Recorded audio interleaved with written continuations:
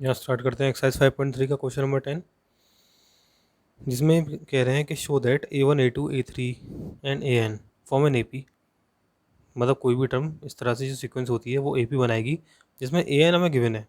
अब AN जो given है वो खाली कोई नंबर गिवन नहीं है, वो एक्सप्रेशन गिवन है। किस फॉर्म में?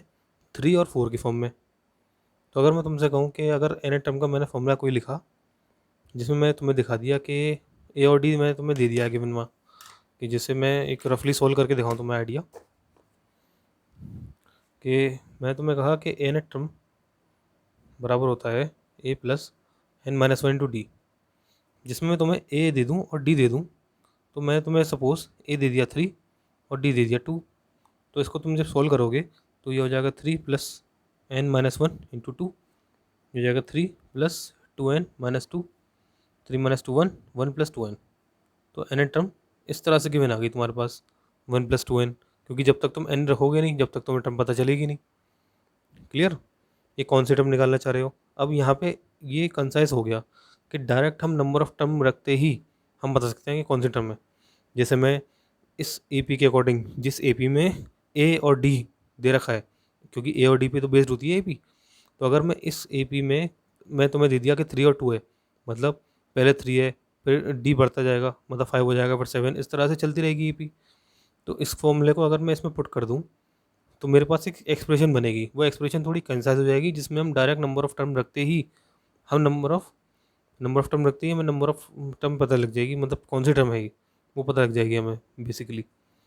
तो अगर जैसे मैं तुमसे कहूँ कि कोई AP है जिसका A दे रखा है 3, D दे रखा है 2, तो उसकी 50वीं टर्म निकालो।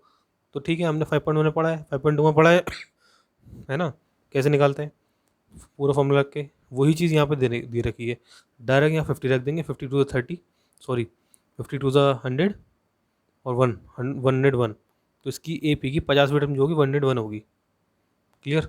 इसी तरह से यही एक्सप्रेशन हमें इस क्वेश्चन में गिवन है। ठीक है, यहाँ देखते हैं, हमसे कह रहे हैं कि एन टर्म आपका 3 प्लस 4n है। तो किसी भी चीज़ को AP दिखाने के लिए हमें उसकी कॉमन डिफरेंस को बराबर दिखाना पड़ता है। मतलब जितनी भी हम 3 या 4 टर्म निकाल लें, उन सबका अगर कॉमन डिफरेंस सेम आ रहा है तो ठीक है, निकाल लेंगे। तो पहले मैं रखता हूँ इसमें solution. If n is equal to 1, अगर नंबर ऑफ टर्म 1 हुई तो A1 की वैल्यू हमारे कैसे आएगी? क्योंकि n टर्म हमारे पास गिवन है 3 प्लस 4n, तो A1 अगर हमने रख दिया तो 3 plus 4 into 1, 3 4 on the 4 1 3, 4 on 4 और 3 7, तो A1 आ गया हमारे पास 7। ठीक है ना, A1 7 आ गया। फिर A2 निकालेंगे n की वैल्यू 2 रख के, तो AN पता है 3 प्लस 4n, तो A2 3 प्लस 4 टू ज़ा 8 और 3 11, ये हो गया 11, A2 आ गया। फिर A3 निकाल लेंगे। ठीक है, n की वैल्यू 3 रख के, तो A3 इज इक्वल टू है 3 प्लस 4n, तो A3 3 प्लस 4 इंटू 3, 4 3 12 और 3 15, तो A3 आ गया हमारे पास 15। ठीक है ना, A3 15 आ गया। अब जब A3 15 आ चुका है तो हम यहाँ पे क्या करेंगे, कॉमन डिफरेंस चेक करेंगे फॉर AP कंडीशन के लिए A2 माइनस A1 बराबर होना चाहिए A3 माइनस A2 के।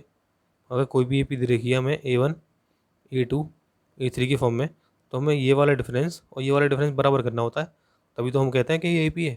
तो वही चीज़ रख देंगे। हमें A2 A1 A2 A3 हम निकाल चुके हैं यहाँ पे ऑलरेडी, तो इसकी वैल्यू उसमें पुट कर देंगे। अगर हमारा डिफरेंस बराबर आ रहा है तो इस कंडीशन से AP बन जाएगी। तो करते हैं, A2 है 11, A1 है 7, A3 है 15 और A2 है 11, ये हो गया 4, ये भी 4 बराबर आ रहा है, तो यहाँ लिख देंगे this form an AP, this form an AP। लेकिन अगर इस क्वेश्चन को हम दोबारा पढ़ें, यह भी आधा हुआ है, अगर दोबारा पढ़ें इस क्वेश्चन को, इनसे पूछ रहे हैं कि also find the sum of first 15 term in each case. अब S15 निकालना है हमें हर केस में, तो S15 निकालने के लिए क्या करेंगे, ए और डी तो पता लग गया ना हमें, ए हमारी 7 हो गई, डी हमारा 4 हो गया, तो S15 हमें निकालना है यहाँ पे। क्लियर। तो S15 का रख देंगे फॉर्मूला, SN बराबर होता है n/2 2a plus n-1 into D, इस तरह से लगा देंगे। तो S15 हमें निकालना है, ये हो जाएगा 15/2 2 इंटू ए कितना है, ए है हमारे पास 7, क्योंकि A1 जो है वो ए पहले टर्म में ही होती है, plus n-1 number of term हमें कितने गिवन है 15, -1 इंटू डी, कॉमन डिफरेंस क्या है 4, डिफरेंस करके यहाँ निकाल चुके हैं हम। क्लियर। इसको सॉल्व करेंगे, S15 निकालना है, तो 15/2 ऐसे ही रहने दो, शायद टू अंदर डिवाइड हो जाए, तो 2 7 14, 14 यहाँ बचे, 14 4 मल्टीप्लाई कर लो, 14 4 कितने होते हैं, 14 4 56, तो ये आ गया 56, 56 में इसको जोड़ लिया, कितना आएगा 70। तो S15 is equal to 15/2 into 14 plus 56 70, इससे डिवाइड करा 35। क्लियर। तो 35 15 को मल्टीप्लाई कर दिया मैंने, उसको मल्टीप्लाई करके देखेंगे कितना आ रहा है, 15 इंटू 35 525, तो 15 टर्म का सम आ रहा है 525। ठीक है, ये इसका सॉल्व हो गया आंसर। इसको चेक कर लेता हूँ एक second. 525 is the correct answer. ठीक है, नेक्स्ट पार्ट पे चलते हैं। इसको ऐसे स्क्रीनशॉट ले लो, इसका पूरा सॉल्यूशन इस तरह से दिख रहा है, क्योंकि अभी तक मैं वीडियो बना रहा था वो पोर्ट्रेट मोड में, मतलब पेज रखा हुआ था मैंने, तो यहाँ लैंडस्केप मोड में पेज थोड़ा सही लग रहा है मुझे, इसलिए मैंने ऐसे रखा है। इसमें पूरा सॉल्यूशन एक कंसाइज दिख रहा है, या ज़्यादा मुझे ये बोर्ड हटाने की ज़रूरत नहीं पड़ रही। ठीक है ना, इस तरह से आ गया ये। तो इसका सेकंड पार्ट सॉल्व करते हैं,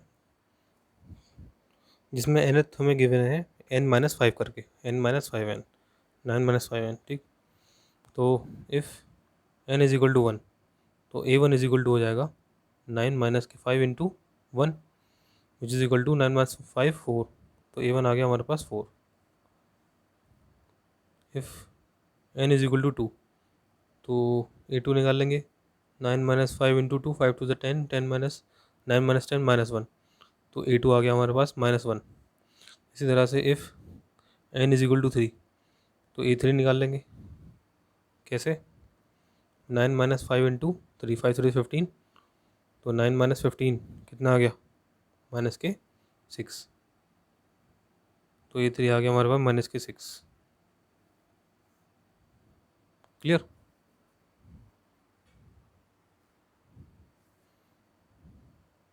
इसको आगे सॉल्व करते हैं। अब हम चेक करते हैं कि ये ए बी बनाएगा या नहीं बनाएगा। तो फॉर चेक के लिए हम क्या करते हैं, A2 - A1 बराबर होना चाहिए A3 - A2 के, जो मैंने शुरू में बताया था कि अगर कोई AP है A1 A2 A3 इस फॉर्म में, तो इसका इन दो टर्म का डिफरेंस इन दोनों टर्म के डिफरेंस के बराबर आना चाहिए। तो डिफरेंस पहले लास्ट टर्म में से फर्स्ट टर्म माइनस करते हैं, तो A2 - A1, A2 हमें गिवन है -1, तो हमने -1 यहाँ रखा, माइनस A1 कितना है 4 is equal to A3 -6, minus formula वाला लगाया, और A2 कितना है -1, तो माइनस माइनस प्लस -1 -4 -5 हो गया, -5 is equal to -6 plus 1 -5 is equal to -5। इसका मतलब क्या आ गया, तो ये तो एक तरह का हमारा डी हो गया, कॉमन डिफरेंस भी आ गया, बराबर भी आ गया। तो जब कॉमन डिफरेंस बराबर है, ये ए बी करेगा। ठीक है, करेगा। तो यहाँ लिख देंगे this form an A P, form an A P. जब ये ए पी बना लेगा, तो इसके बाद हम निकालेंगे S15 15 टर्म का सम। तो S15 हम निकालेंगे, तो n/2 2a plus n-1 into D, ये फॉर्मूला हो गया।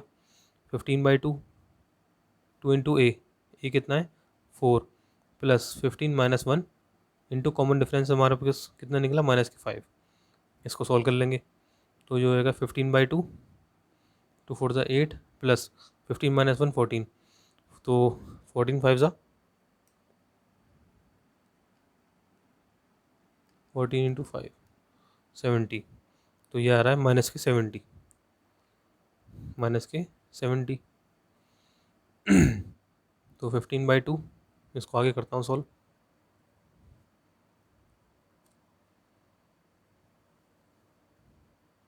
S15 निकालेंगे, ये हो जाएगा 15/2 इंटू 8 माइनस 70, तो 15/2 इंटू माइनस के 62, इसको डिवाइड करा, 2 3 6 1, तो 15 इंटू माइनस के 31 निकाल लेंगे, तो 15 इंटू माइनस के 31 ये आ रहा है 465, तो 465 इज द आंसर। चेक कर लेते हैं, इसका आ रहा है 465, ठीक है, माइनस में, क्योंकि ये 15 प्लस में, ये माइनस में, तो माइनस के 465 आ रहा है आंसर। ठीक है, इसका स्क्रीनशॉट ले लो चाहो तो सॉल्यूशन का, ठीक है ना। ओके, ये वीडियो एंड करता हूँ मैं, और कोई भी डाउट हो या कोई चीज़ में इम्प्रूवमेंट करना हो या जो भी प्रॉब्लम आए, ठीक है, वो कमेंट में कमेंट छोड़ देना, या मैं अगर तुम्हें व्हाट्सअप पे भेजूँ, कोई अगर स्टूडेंट कनेक्ट है व्हाट्सअप से, व्हाट्सअप पे बता दे किस तरह से इम्प्रूव कर सकता है, मतलब मैं और कर सकता हूँ, और किस तरह से एलेबरेट कर सकता हूँ और टीचिंग को। ठीक है, थैंक यू।